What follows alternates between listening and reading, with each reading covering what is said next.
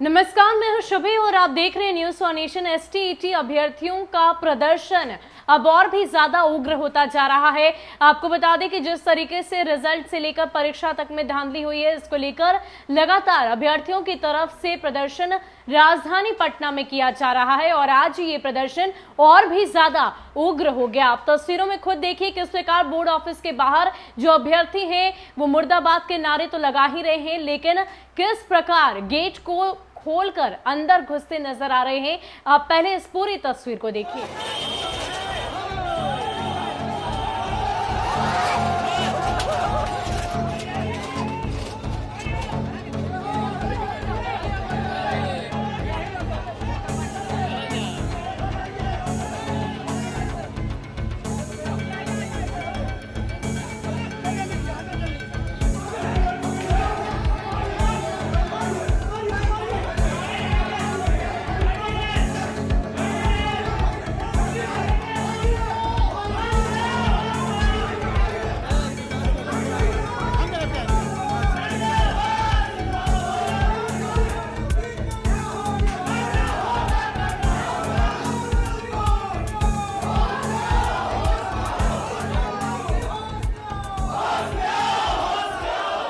आपको बता दें कि एसटीईटी अभ्यर्थियों को लेकर अलग अलग राजनीतिक दलों की तरफ से भी प्रतिक्रियाएं सामने आ रही है।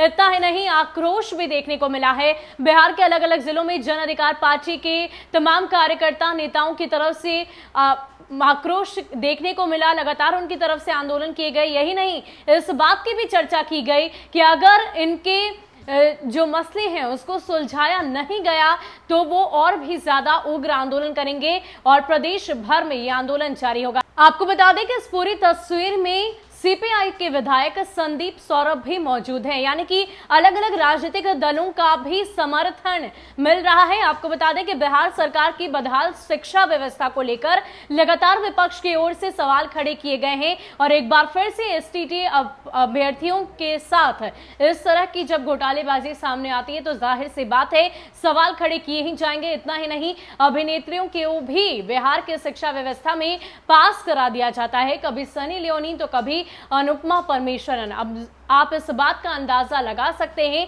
कि आखिर किस तरह की बदहाल बिहार की शिक्षा व्यवस्था है।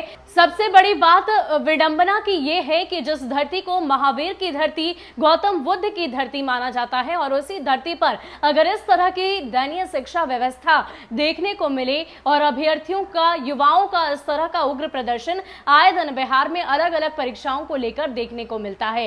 क्या कुछ कह रहे हैं सीपीआई के विधायक संदीप सौरभ, आप उनकी पूरी बातों को सुन लीजिए। क्वालिफाई किए लेकिन मेरिट में नहीं आए। लेकिन आप देखिए कि पूरे बिहार के तमाम नौजवान हैं, आपको यहीं पे जो 200 लोग मिल जाएंगे जो क्वालिफाई किए लेकिन मेरिट में नहीं आए। हमारा सवाल ये है कि जब आपकी सीटें जितनी थी वो सीट खाली पड़ा हुआ है तो क्वालिफाई किए हुए लोगों में मेरिट बनाने की जरूरत अब क्यों पड़ गई? जो क्वालिफाई थे, और उसमें वो खुद ही शिक्षा मंत्री ने कहा था कि हम लोग उसको लेकर के सारे लोगों को नौकरी दे देंगे, पक्की नौकरी समझिए।